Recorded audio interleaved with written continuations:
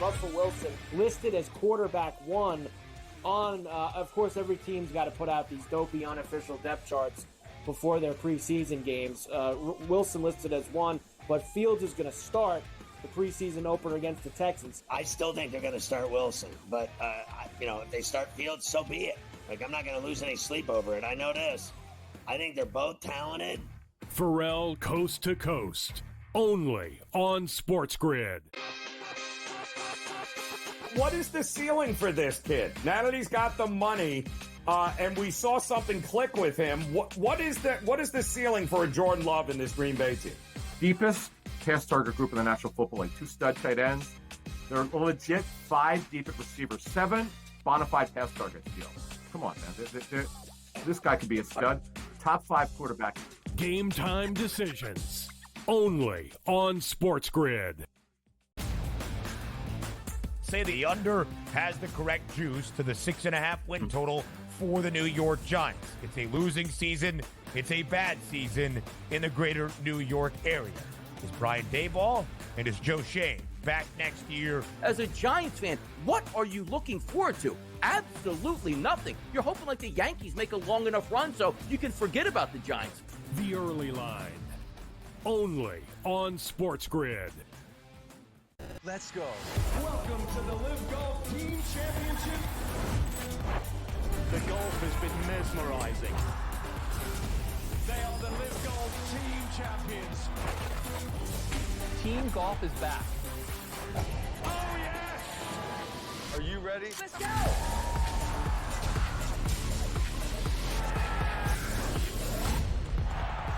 That's what champions do.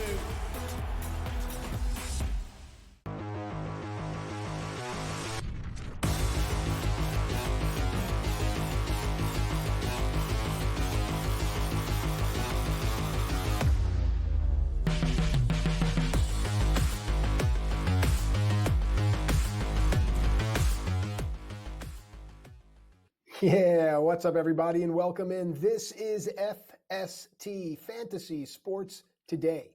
My name is Matt Strager, joined as always by Joe Pisapia, the author of the Fantasy Black Book. It has changed the way people are dominating, whether it be in season-long fantasy, DFS, or straight-up wagering. The conversations that we have on this show remain the defining information in the industry, and it's all because of you, Joe. With that said, want to remind everyone, at SportsGrid, at SportsGrid TV, those are our social media handles.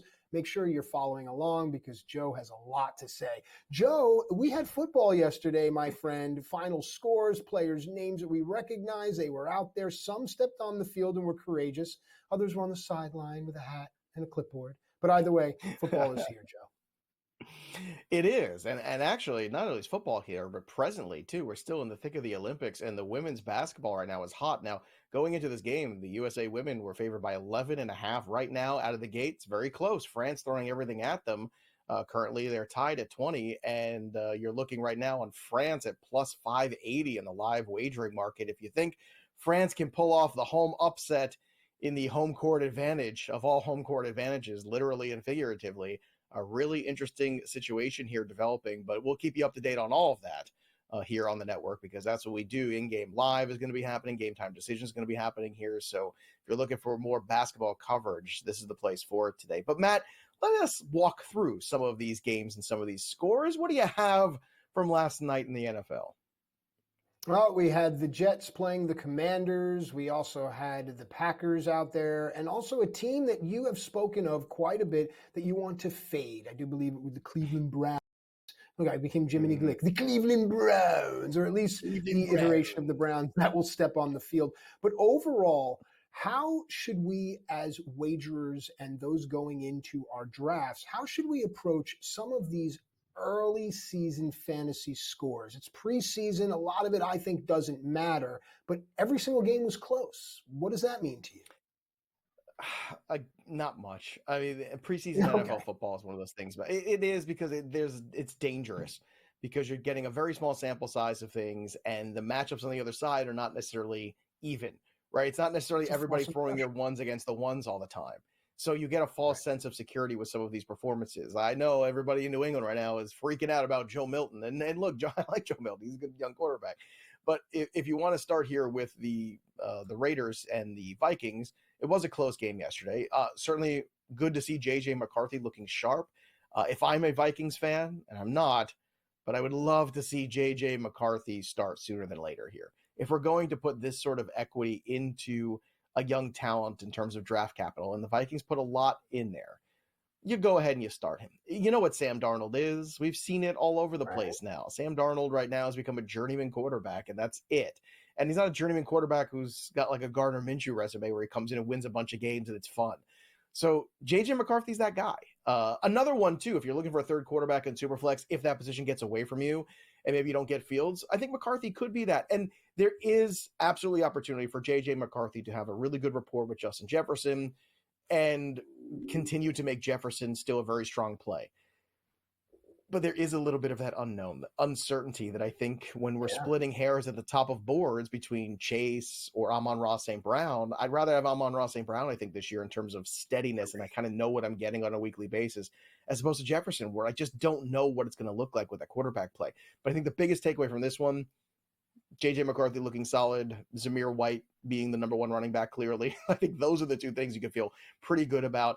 And the Raiders, I still say it's going to be Minshew at the end of the day, not O'Connell, but we'll see. I think you're going to see a lot more of these guys in that second week of preseason too, kind of battling it out. All right, so there were 3 games, and the one that was least competitive of all involves a offensive ecosystem that Joe has continued to fade. Now, I'm talking about the Cleveland Browns here. Now, they only mustered 10 points, whereas you look at this score with Las Vegas and Minnesota, 23-20. That's 47 points in a total. The Browns game only gave you, I think, 33, so an under 35 in that as they played Green Bay. Here we go. Green Bay 23, Cleveland 10. Now, granted, Jordan Love was on the field, and I don't know how many of Cleveland's frontline starters were. But, Joe, does this forebode what this Cleveland offense may look like in the season? Forebode, perhaps. The defense is great there. Look, Cleveland has a great defense. Let's not take that away from them. And I like the head coach, Kevin Stefanski. But if you don't have consistent quarterback play, then you don't have anything in the NFL. And I think it tells you everything because not only do they bring in Jameis Winston, but they also brought in Tyler Huntley. That's a lot of competition for Deshaun Watson, where you just think, oh, well, Deshaun Watson's clearly the number one quarterback on this depth chart. And I think you're getting to a moment here with the Cleveland Browns is you have to make some hard decisions where if Watson can't get it done in the first month of the season and he continues to struggle for whatever reason, all these excuses have been made for Deshaun Watson. I'm tired of the excuses. Enough already. Okay? Excuse after excuse. And then you give him big contract money, which was probably in retrospect, the most ridiculous deal that we've ever seen in the NFL. You trade for Deshaun Watson and you pay him all that money without the certainty of knowing what you're getting and a lot of uncertainty. And we talk about making good investments, right? Well, the Cleveland Browns took a shot on uncertainty, and what did they get? So far, they've gotten nothing out of Deshaun Watson. And on the flip side, too, I think the big takeaway yesterday, Dontavian Wicks, big play, because that's what Wicks could be for this offense. Wicks, Watson, Jaden Reed, Romeo Dobbs, Jordan Love is set up for success. Jordan Love last year in those final 8 games, 18 touchdowns, just 1 interception, a 70% completion percentage, averaging 268.8 yards per game. Imagine an whole season of that from Jordan Love. And I am not one of these people that likes to extrapolate. You see a lot of this too, where the people say, well, if he did this in 6 games, he could do this over a full season. No, that's a very dangerous game to play. But at quarterback, it's a little different. Because a quarterback, when something clicks for a guy and he has success and it's sustained throughout the playoffs too, and it was. Let's not forget what they did to Dallas. How did this Green Bay Packer team go out there and just completely embarrass the Dallas Cowboys last year, right? So let's take a look at Jordan Love emerging right now, being one of the best values on the board at quarterback. I know we're going to talk more about him later, but geez, man, like Dontavian Wicks, Watson, Reed, you've got some depth at running back. This Packer team is really going to, I think, make it tough for the Lions. And to me, those are the 2 teams to watch more than almost anybody else besides the 49ers in the NFC. Those are the 2 to really keep an eye on, especially because it looks like the Vikings and the Bears are kind of in those retooling years. And they're going to take their lumps during this next season and a half until they figure out their identity. But in the meantime, it's like the Green Bay Packers have reloaded, and they are still, I think, the youngest team in the NFL. All right, with the time remaining, I would like to shower love upon the Washington Commanders, please. A longtime Commanders fan am I, from the days of John Riggins and Art Monk and Gary Clark. Now this team finally seems to have something. Now, against the Jets yesterday in preseason, they lose a close one. I don't think it matters. Talk to me about this Washington team from a wagering perspective and from a fantasy perspective, Joe. I think you should be excited about the Commanders because Jaden Daniels is a very exciting quarterback. I think Dan Quinn is a good football coach. You have Brian Robinson Jr., who's probably going to take the 3-down workload, and then you'll have Austin Eckler be that change of pace guy. Austin Eckler be a guy that you can, maybe line up in the slot a little bit. I would not expect this incredible bounce back necessarily from Austin Eckler where he becomes a first-round talent again. I think those days are past him, and now it's going to be a different version of Eckler. He's more of a flex RB, and that's how he's being drafted right now. But you got Terry McLaurin here. You've got a good football coach. You've got the makings of what could be a turnaround here for the Commanders. And I think, these are preseason doesn't matter except for a couple of the players and teams that it matters for. I think the Commanders are one of these teams that it matters for. They've got to start showing that they can start to compete at a higher level because they've been so bad for so long. And if you look at the list of quarterbacks in the last, 5-6 years, it's been rough. I think they finally got the quarterback. And if you finally got the coach too, you're in a good position to elevate that offensive ecosystem, that entire team. Even though he's a defensive-minded coach, I think Dan Quinn's just a good football man. So there's a lot of reason to be excited about the Commanders. And look, let's face it, they're a good value on this board this year. I love the value of McLaurin. I love the value of Brian Robinson Jr. and Jaden Daniels too. More FST team preview when we return.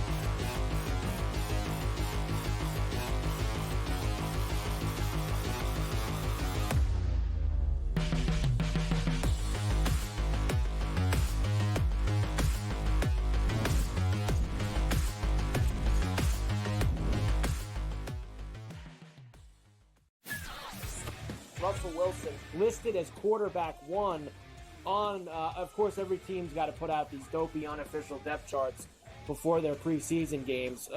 Wilson listed as one, but Fields is going to start the preseason opener against the Texans. I still think they're going to start Wilson, but, if they start Fields, so be it. Like, I'm not going to lose any sleep over it. I know this. I think they're both talented. Pharrell Coast to Coast, only on SportsGrid. What is the ceiling for this kid? Now that he's got the money, and we saw something click with him, what is the ceiling for a Jordan Love in this Green Bay team? Deepest pass target group in the National Football League. 2 stud tight ends. They're legit 5 deep at receiver. 7 bona fide pass target deals. Come on, man. This guy could be a stud. Top 5 quarterback. Game time decisions, only on SportsGrid. Say the under has the correct juice to the 6.5 win total for the New York Giants. It's a losing season. It's a bad season in the greater New York area. Is Brian Daboll and is Joe Shane back next year? As a Giants fan, what are you looking forward to? Absolutely nothing. You're hoping like the Yankees make a long enough run so you can forget about the Giants. The early line, only on SportsGrid. Let's go. Welcome to the Live Golf Team Championship. The golf has been mesmerizing. They are the Live Golf Team Champions. Team golf is back. Oh, yes! Are you ready? Let's go!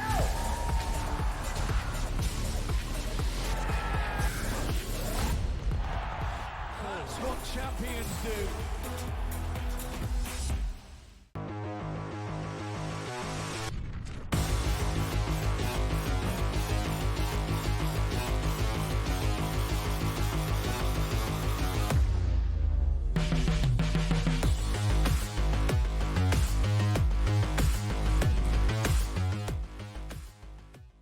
All right, welcome back into FST. It's Fantasy Sports Today with Matt and Joe. And I once heard a very wise man say, if I got paid to ask questions, I'd be a millionaire. Those are the words of one and only Pat behind the glass. It was right before we came in here, and I think it's a perfect way to set up our NFL team preview segment because honestly, Joe, you can tell a lot about someone by the questions they ask. rather than by the answers they give. And I think that's Aristotle or Marcus Aurelius. But either way, Pat, no idea how profound you were in just that flippant statement that you just threw it away before we came on the air. Here we go. Let's preview the Los Angeles Chargers. And remember, the questions we ask, more important than the answers that we are given. Go. Nothing is either good nor bad. It is only our thoughts that make it so. There's a little Marcus Aurelius for you on a Sunday morning on the fantasy show. Look at us, full service, educate you. By the way, halftime in the women's game. Just want to point this out here. Tied at 25. France, you can still get a plus 410. Maddie, there's value there, baby. Let's go. And that 11.5 is now strung to 8.5, by the way. So all of a sudden, things getting a little tight there for the women's basketball team, USA. So we'll see if they can pull it out in half number 2. But let's pull out from our drawer the Chargers for a moment. Let's look at the Chargers. Jim Harbaugh makes his return to the NFL. Why? Because they were giving him a team in California, much warmer there. Also got a franchise quarterback that you can actually build around. Tons of cap issues. It's going to be a work in progress. But unfortunately, it's already getting off to a bad start. Maybe getting off on the wrong foot, dare I say, with a bad dad joke because of plantar fascia here for Justin Herbert. Not a good injury, an injury that tends to linger throughout the season. So all of a sudden, Justin Herbert theoretically should be knocked down a couple pegs off the draft board for you. In those super flex leagues especially. I know in a lot of single QB leagues, this was a guy who was being drafted in the middle of the QBs to not being drafted in a lot of single quarterback leagues, which is kind of amazing when you think about it. But there's a lot of questions with this offense. The run game is right now a question. Gus Edwards, theoretically supposed to be the guy. J.K. Dobbins, probably the most talented of this trio in terms of just raw ability and talent, but has also had his injury histories. Kamani Vidal so far has looked really good, certainly has the upside to usurp the other two ahead of him at some point. He's the cheapest, so I'll just take the cheapest guy and see if it ends up being the right call. So Kamani Vidal is that guy for me. And then the aforementioned Ladd McConkey, we talked about him in hour 1. Josh Palmer, I think, is just a fine league average wide receiver kind of guy. Quentin Johnston, there's your big wild card. What does he become? And Hayden Hurst is the tight end. Can Quentin Johnston finally become something? I don't know. It's another one of those staggering questions there where I think there's upside for it. And let's not forget, DJ Shark is also around too. So it's becoming a little bit more of a crowded wide receiver room. I think the guy that's worth highlighting, though, is Justin Herbert, because if you look at these numbers, Matt, 3,800 passing yards, 25 passing touchdowns. That seems about right. I know that the Chargers want to run the football, and everyone's afraid of the Chargers in fantasy because they think all that they want to do is run the football. I got news for you. This defense stinks.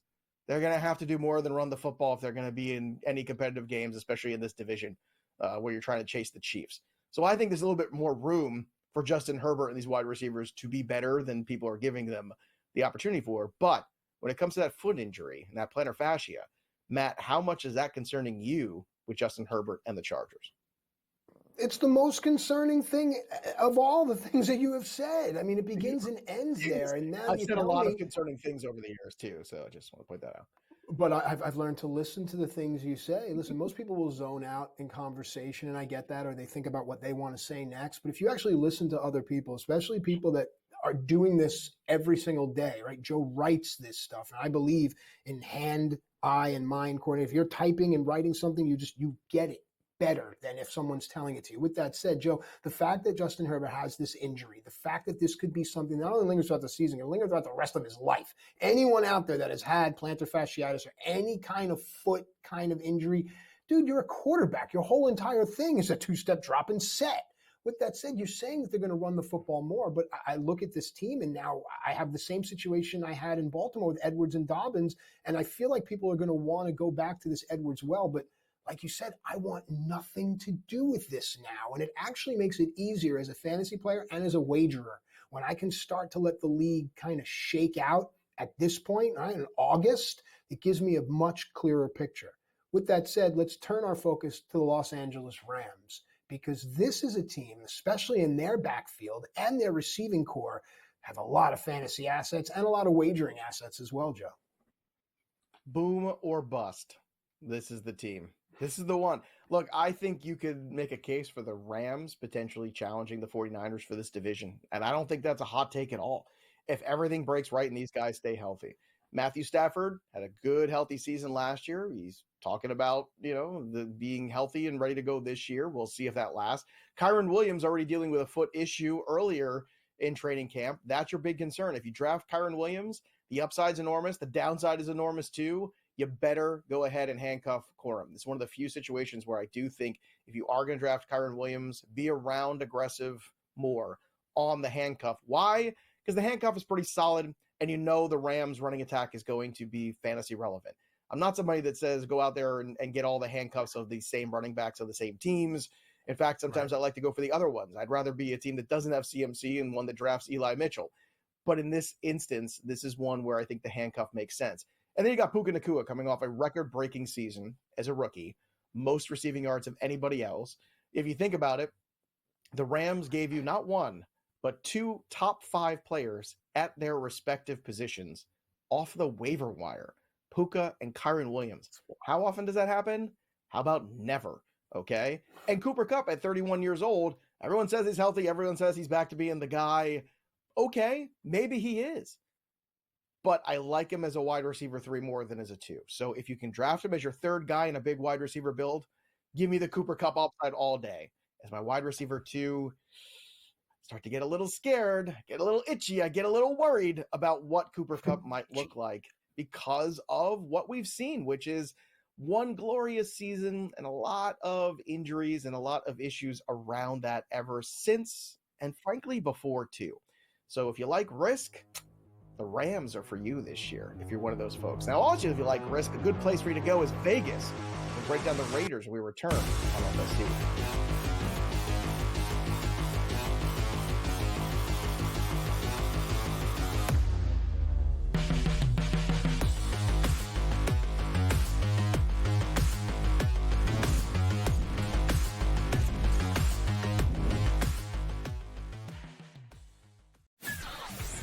Russell Wilson listed as quarterback 1 on, of course, every team's got to put out these dopey unofficial depth charts before their preseason games. Wilson listed as 1, but Fields is going to start the preseason opener against the Texans. I still think they're going to start Wilson, but, if they start Fields, so be it. I'm not going to lose any sleep over it. I know this. I think they're both talented. Pharrell Coast to Coast, only on SportsGrid. What is the ceiling for this kid? Now that he's got the money, and we saw something click with him, what is the ceiling for a Jordan Love in this Green Bay team? Deepest pass target group in the National Football League. 2 stud tight ends. They're legit 5 deep at receivers. 7 bona fide pass targets deal. Come on, man. This guy could be a stud. Top 5 quarterback. Game time decisions, only on SportsGrid. Say the under has the correct juice to the 6.5 win total for the New York Giants. It's a losing season. It's a bad season in the greater New York area. Is Brian Daboll and is Joe Shane back next year? As a Giants fan, what are you looking forward to? Absolutely nothing. You're hoping like the Yankees make a long enough run so you can forget about the Giants. The early line, only on SportsGrid. Let's go. Welcome to the Live Golf Team Championship. The golf has been mesmerizing. They are the Live Golf Team Champions. Team golf is back. Oh, yes! Are you ready? Let's go!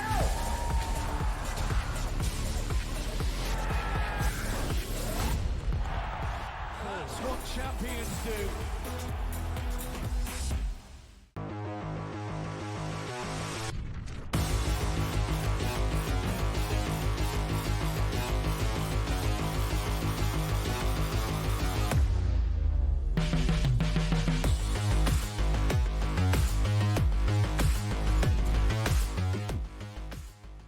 All right, welcome back into FST Fantasy Sports. Today, Matt and Joe with you here, giving you everything you need in order to dominate. You got drafts coming up. We've got you covered. You want to lay some futures, some props. We've got you covered. Everything you need. Now, I was once asked a question with regards to my time in WWE with how much is improv and how much is scripted. I was very fortunate in my time in WWE that after the first handful of times, I was given kind of a carte blanche, a free rein to go out and improvise, provided you don't curse or say anything disparaging. It's not hard. You just have to know the date, the opponent, things like that. But when we come down to something like team previews, I know that a lot of people will sit with lists and scripts, not Joe Pisapia. Joe writes this stuff for a living. So when you want the natural, the real reaction to a team preview, it's not improvising, it's being real, it's being organic. People often say, oh, ad lib. Be real. Don't read, don't be scripted. We don't all have teleprompters. I'm off my soapbox, Joe. Team preview, stretch your legs and talk to me about these Las Vegas Raiders. I'm sure you have to be doing a lot of improvising. You do, because you just really don't know who the Raiders are yet. Look, I have an inkling, and Antonio Pierce gave us a little glimpse of it last year at the end, which is we're going to play defense, we're going to run the football, we're going to play a little bit of old school smash mouth stuff. And I think that's going to be a good identity for this Raiders team, the way the roster is constructed, because they don't have the quarterback play to be more than that. Could be Gardner Minshew, could be Aiden O'Connell. Who knows? I think they're going to probably see an even amount of workload as the season drags on, which is also going to hold them back. Minshew, I think, has the edge. I would go maybe 10 games to 7 games on the Gardner Minshew side of things. Who knows? Maybe more. I mean, Gardner Minshew did lead the team to the playoffs and then also led them out of the playoffs with some of his play in that game. But Zamir White is the guy I want to talk about because they brought in Madison. I don't care. He's just a guy. Zamir White last year, you saw the glimpse. You saw a huge game against the Kansas City Chiefs, a pretty good defense. And already in yesterday's preseason game, 6 for 23 with a touchdown, right, with the ones. Zamir White is one of the best values on the board. He's being drafted as the 23rd running back, and I think there's a really good chance he finishes in the top 15. That's how you win fantasy leagues, folks. When you find guys at wide receiver, at running back, who are going to jump a tier. And Zamir White's going to jump a tier, in my opinion, for 2 reasons. Number one, he's talented. He's a guy that came out of Georgia, running back factory, right? They drafted him a couple years ago. This is not his first year in the league. He's been around a little bit. He's taken it in, and now he's got an opportunity to really effectively run with the ball. And the second one is the volume. The volume's going to be there. So as long as he can stay healthy with that volume, I think Zamir White is going to be a great return on investment. Matt, Devontae Adams is the tough one for me. Where do you stand with Devontae Adams in 2024? Another guy's been in the league a long time. The quarterback plays a little suspect. He showed last year at times he could be quarterback proof, but are you somebody that's drafting Devontae Adams? It's funny you asked me that question because I recently signed up for a draft that was going to draft at 10:30. I put my kids to sleep at about 9:45. I said, I'll lay down a little bit and then I'll get up and draft. Next morning I woke up, I had drafted a team in my sleep. Devontae Adams is one of the players.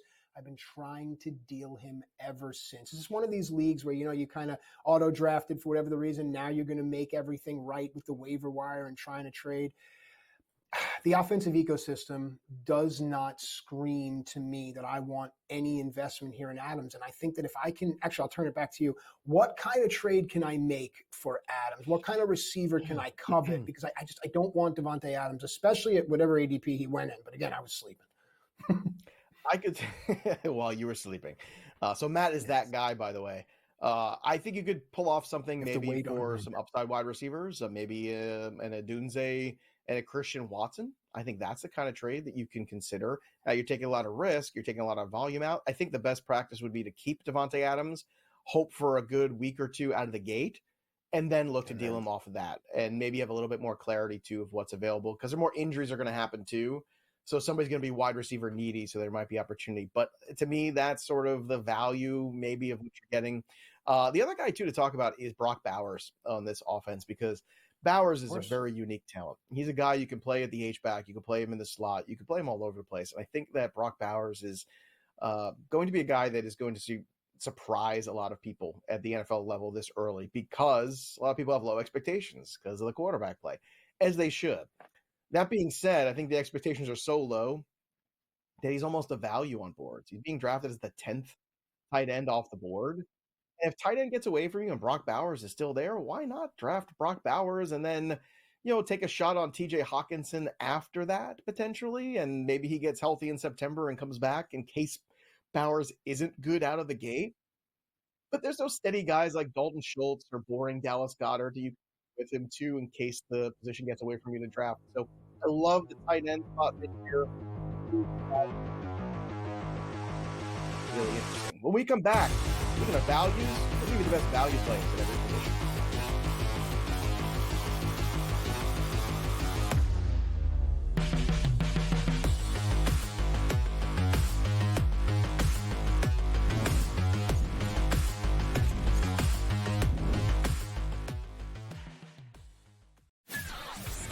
Russell Wilson listed as quarterback one on, of course, every team's got to put out these dopey unofficial depth charts before their preseason games. Wilson listed as one, but Fields is going to start the preseason opener against the Texans. I still think they're going to start Wilson, but, if they start Fields, so be it. Like, I'm not going to lose any sleep over it. I know this. I think they're both talented. Pharrell Coast to Coast, only on SportsGrid. What is the ceiling for this kid? Now that he's got the money, and we saw something click with him, what is the ceiling for a Jordan Love in this Green Bay team? Deepest pass target group in the National Football League. 2 stud tight ends.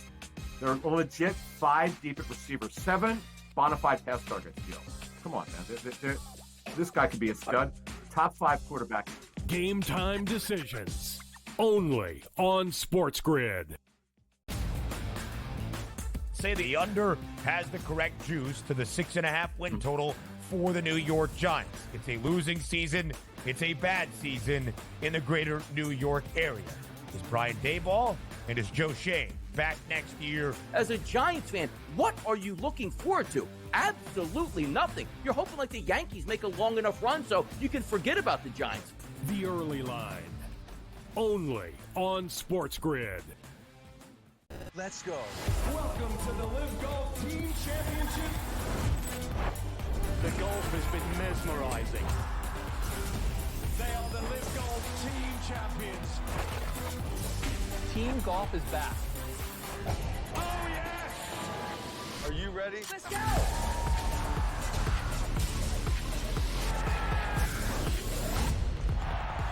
That's what champions do.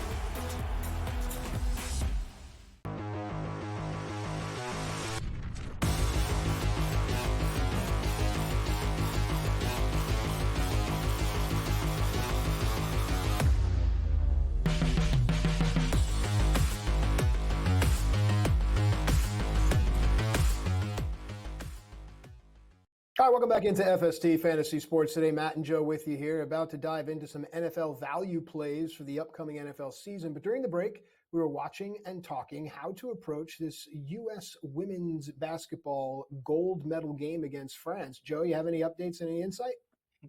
Well, if you were here on SportsGrid and watching us earlier, mentioned that they were 6-1 on the money line, then they were 4-1, and now that's gone. It's gone bye-bye right now. It is down to plus 194 right now for France to win. The score is 35-28, France above USA. Also, that spread that was 11.5 at one point had gone down to -1.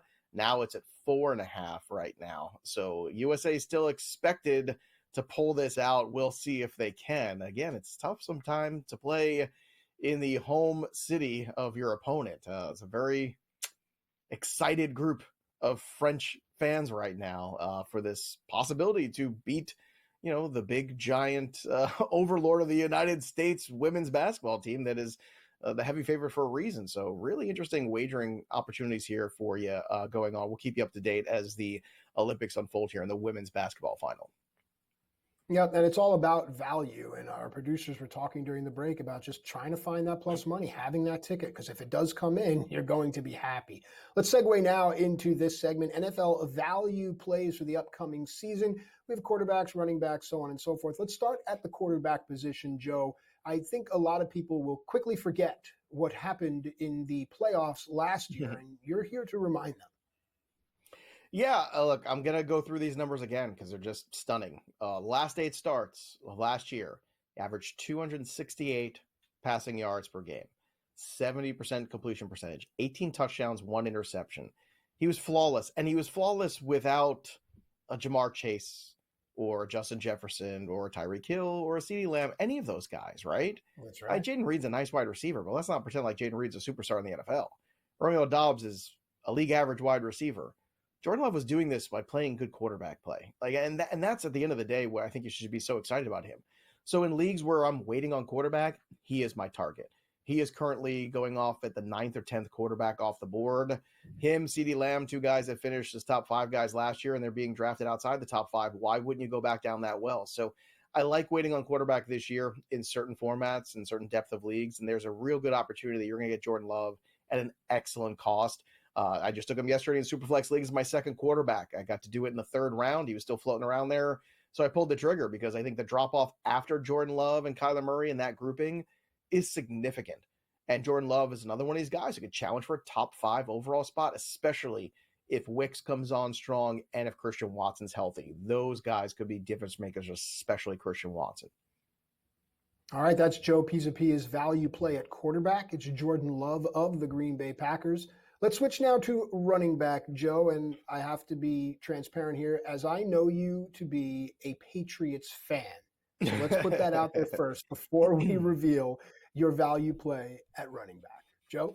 Well, as a Patriots fan, if I'm still recommending somebody to you, it tells you that I really must believe in the player, because I have a lot of issues with this current situation of the Patriots the last few years. But I want to dial it back a little bit, all the way to 2022, when Ramondre Stevenson was RB11. That's right, RB11. If you look where he's going right now, he's going at RB21. That's a big difference.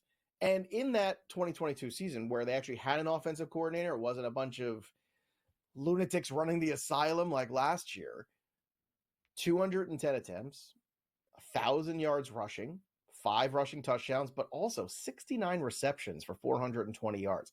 Let's not forget that Ramondre Stevenson can be a 3rd down back, and also he got the bag this offseason. They paid him. Now, do I like paying running backs? No, I don't. I think it's a terrible idea as a Patriots fan. But as a fantasy investor, I know what that means, which is this is our guy. He's the focal point in the offense as we continue to figure out quarterback play. And Jacoby Brissett is a capable quarterback to lead you for as long as he has to. He showed you not that long ago in Cleveland, probably the best quarterback play they've had in the last 4 years in Cleveland was Jacoby Brissett, going out there, managing games, winning games. So Ramondre Stevenson as RB20, a great value. I think he can absolutely finish as RB12 potentially this year. And once again, that's how you win leagues. Finding wide receiver 3s who play like 2s, 2s who can play like 1s, and same thing at the running back position. Can you find somebody who's going to outperform their ADP and jump a tier? And I think Ramondre is one of those guys. All right, moving on to the wide receiver position here as far as it goes with value plays. Quarterback play is going to mean a lot, and we've talked about how it will impact a lot of rookie wide receivers. But this next guy is no rookie at all, but he will have a rookie quarterback. Talk to me about what's going on in Washington. It's moved a little bit, but not that much. He went from wide receiver 36 to wide receiver 32, so I guess I'm doing something right. I'm really moving the needle here.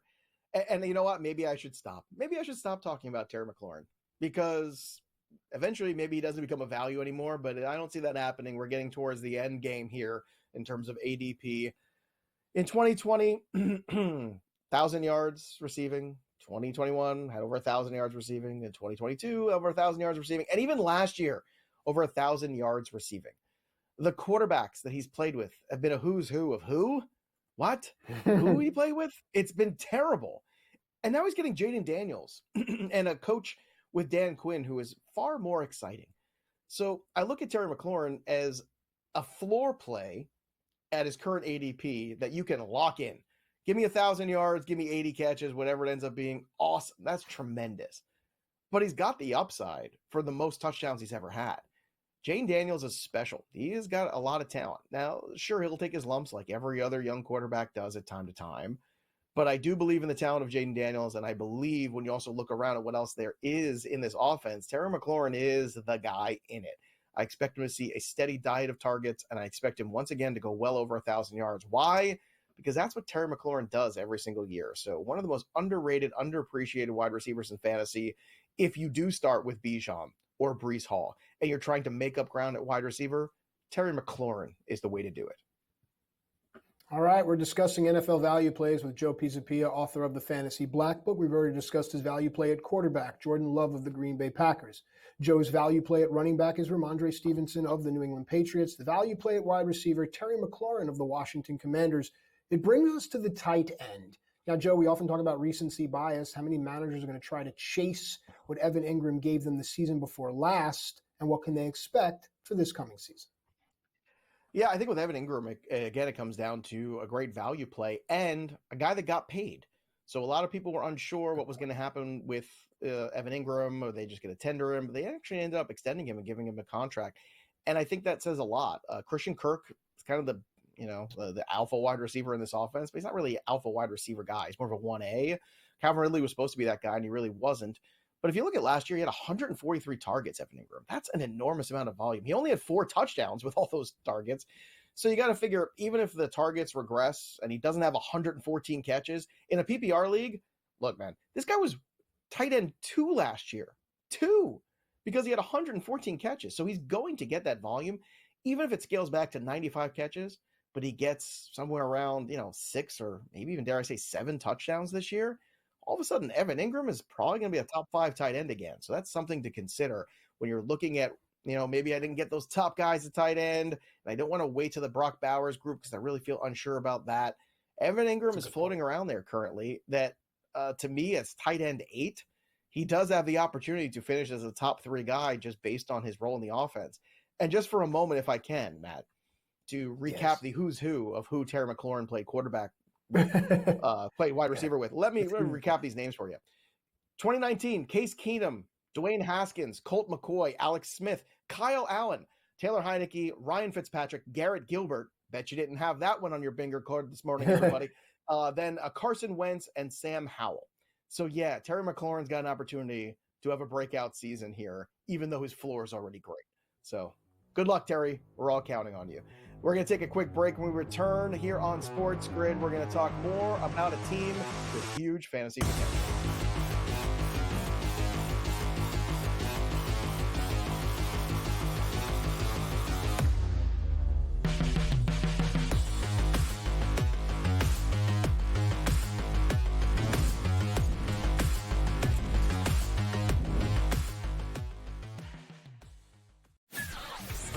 Russell Wilson listed as quarterback 1 on, of course, every team's got to put out these dopey unofficial depth charts before their preseason games.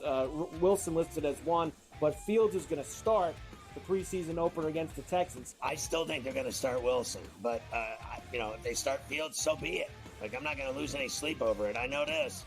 I think they're both talented. Pharrell Coast to Coast, only on SportsGrid. What is the ceiling for this kid? Now that he's got the money, and we saw something click with him, what is the ceiling for a Jordan Love in this Green Bay team? Deepest pass target group in the National Football League. 2 stud tight ends. They're legit 5 deep at receiver. 7 bona fide pass targets deal. Come on, man. This guy could be a stud. Top 5 quarterback. Game time decisions, only on SportsGrid. Say the under has the correct juice to the 6.5 win total for the New York Giants. It's a losing season. It's a bad season in the greater New York area. Is Brian Daboll and is Joe Shane back next year? As a Giants fan, what are you looking forward to? Absolutely nothing. You're hoping like the Yankees make a long enough run so you can forget about the Giants. The early line, only on SportsGrid. Let's go. Welcome to the Live Golf Team Championship. The golf has been mesmerizing. They are the Live Golf Team Champions. Team golf is back. Oh, yes! Are you ready? Let's go!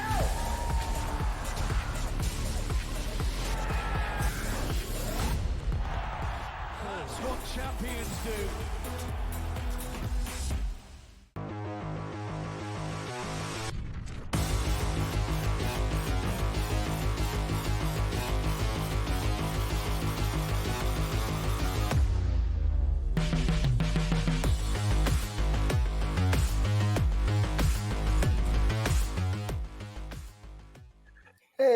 welcome back into FST Fantasy Sports Today. I am Matt Stryker. He is Joe Pisapia, and it is time to continue on with our NFL team previews. Thank you, Joe.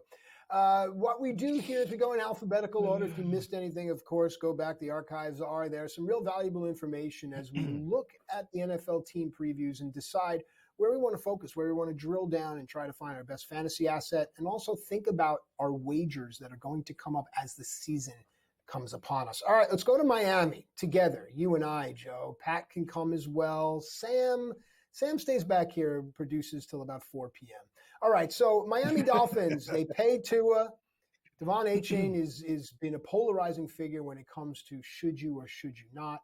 You know what you're getting with Tyreek Hill, a healthy Jalen Waddle, and then Jonnu Smith lining up at the tight end position. Let's have this conversation, Joe. Yeah, a lot to unpack here. Jalen Wright, by the way, also in this conversation because this is a guy that rushed 10 times for 55 yards and a touchdown yesterday, and a lot of people like him as a running back as well. So the one thing we know about the Dolphins is it's all hands on deck, right? They're going to run fast. They're going to run efficient. They're going to put on points. They're going to be fantastic. And the only question is, what does hold them back? And typically, the what is health. So I think when you're looking at this current team is the health of Tua Tagovailoa. Can he stay healthy? At a great beginning to the season, kind of faded down the stretch. Devon Achane, man, what a lottery ticket this guy is. I think if you're playing in those high stakes leagues, Devon Achane is worth the risk because the upside is you're crushing life and he is unbelievable. And I put on some muscle in the offseason. We'll see if that helps or hurts him. He is explosive. He's a guy that averaged over 7 yards per carry last year. Just let that sink in for a moment, right? We look at like 4.5. Wow. 7.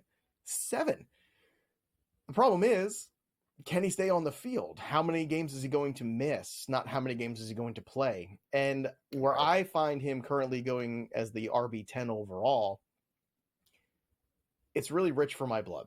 I look at the Nico Collins and Jalen Waddles typically being on the board in that same spot. And I tend to pivot there to the wide receivers because I feel like on a weekly basis, they're probably going to be there more frequently.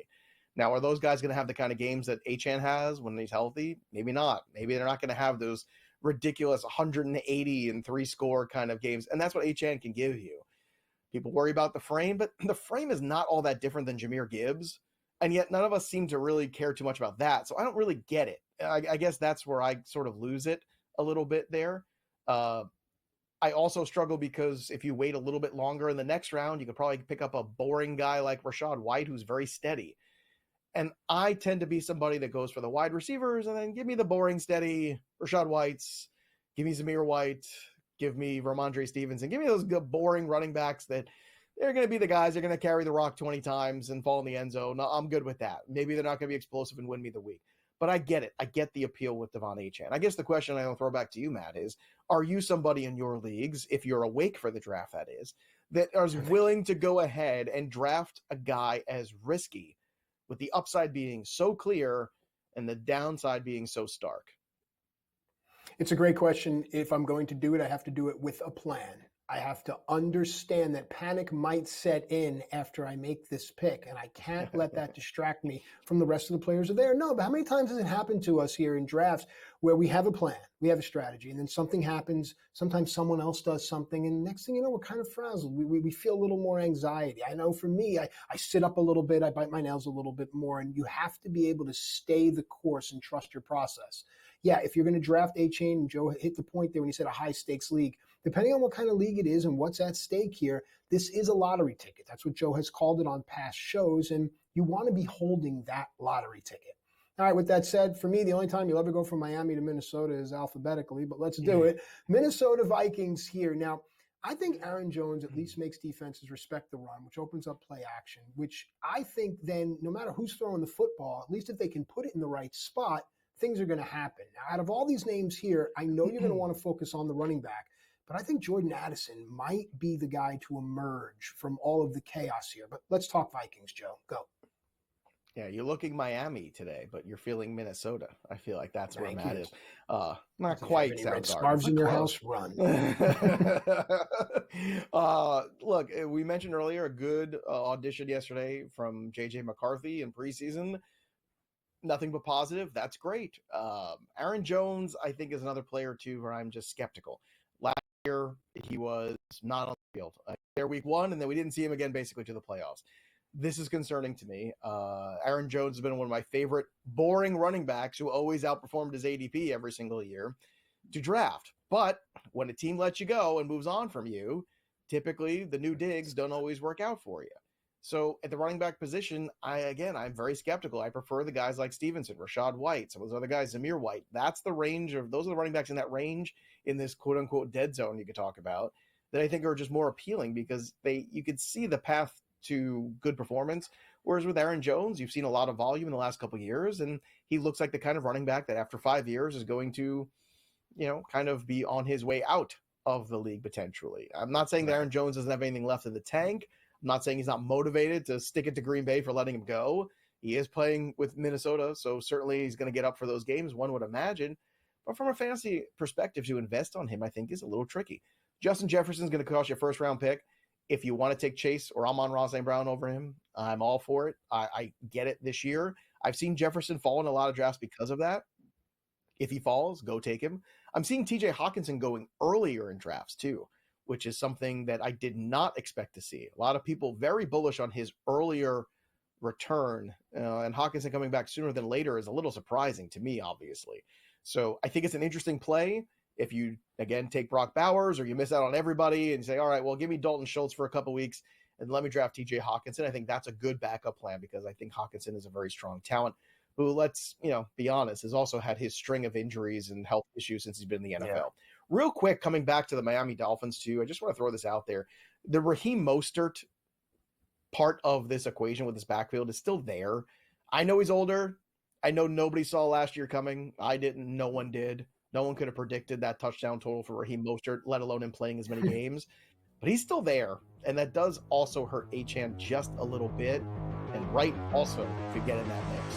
More FST when we come back after this.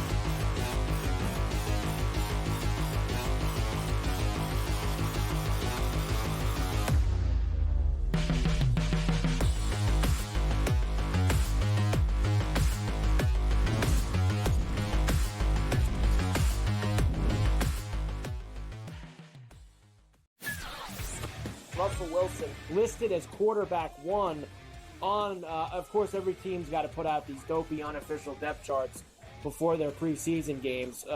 Wilson listed as one, but Fields is going to start the preseason opener against the Texans. I still think they're going to start Wilson, but, if they start Fields, so be it. I'm not going to lose any sleep over it. I know this. I think they're both talented. Pharrell Coast to Coast, only on SportsGrid. What is the ceiling for this kid? Now that he's got the money, and we saw something click with him, what is the ceiling for a Jordan Love in this Green Bay team? Deepest pass target group in the National Football League. 2 stud tight ends. They're legit 5 deep at receivers. 7 bona fide pass targets. Come on, man. This guy could be a stud. Top 5 quarterback. Game time decisions. Only on SportsGrid. Say the under has the correct juice to the 6.5 win total for the New York Giants. It's a losing season. It's a bad season in the greater New York area. Is Brian Daboll and is Joe Shane back next year? As a Giants fan, what are you looking forward to? Absolutely nothing. You're hoping like the Yankees make a long enough run so you can forget about the Giants. The early line. Only on SportsGrid. Let's go. Welcome to the Live Golf Team Championship. The golf has been mesmerizing. They are the Live Golf Team Champions. Team golf is back. Oh, yes! Are you ready? Let's go!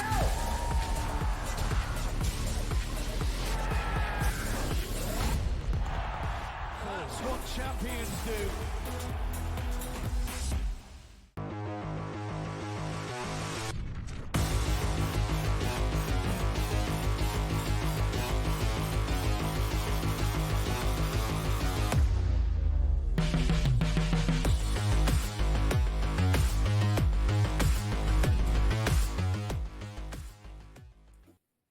All right, welcome back into FST. It's Fantasy Sports Today. Matt and Joe giving you everything you need in order to dominate. Remember, if you missed anything, lives forever in the archives. And of course, stay tuned because when we're done, a lot of great quality programming coming up and a good chance that you're going to make some money today because today is the day. Joe, 3 and out. We've given you so much great information, everybody. Joe, what are 3 things that you're looking forward to in the coming weeks?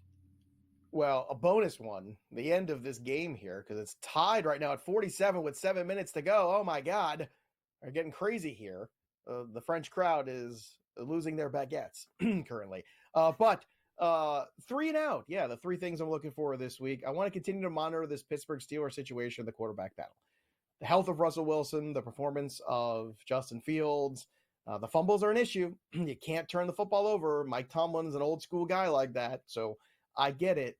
But what I don't get is not paving the way for the 25-year-old kid to fail. I mean, if we're willing to invest 2 years in Kenny Pickett, I think we can invest a season in Justin Fields, folks. I think we can do it, Steeler Nation. Come on, let's go. Let's figure this out, Russell Wilson. What are we doing here? CeeDee Lamb, contract situation. Also, what are we doing here?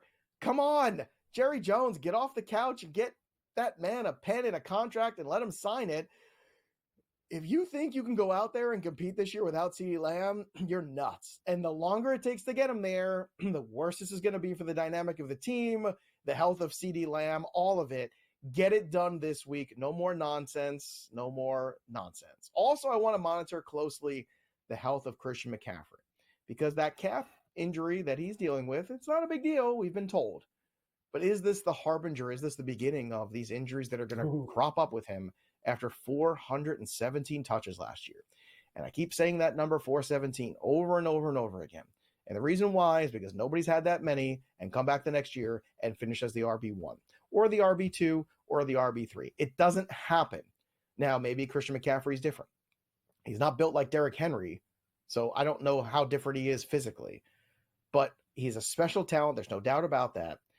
I think proceed with caution with that one overall pick that it's just obviously Christian McCaffrey.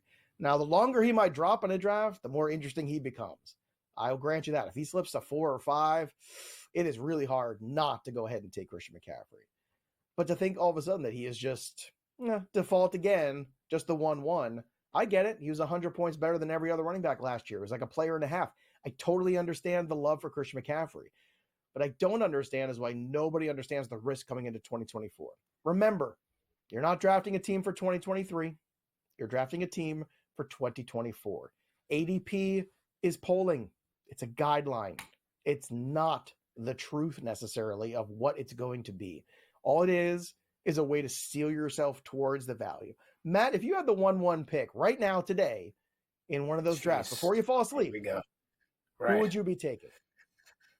Oh, man. I mean, my first thought is I'm in love with Amon-Ra St. Brown, right? I think that, but from a running back position, am I crazy to say that Bijan would be the first running back off the board? I don't know. But overall, I think what you're saying is don't believe the polls. And I think that goes for everything in the world. It's just opinion. What matters is what happens when they step on the field. But I'd like your response to my answers. It would either be Amon, Bijan, in that type of ilk. Yeah, it's an open conversation because you do have CeeDee Lamb, Tyreek Hill. You have challengers for that number 1 spot. It's a really healthy first 6 picks. And people ask me, well, where do I want to draft this year if I have a choice of what pick I get?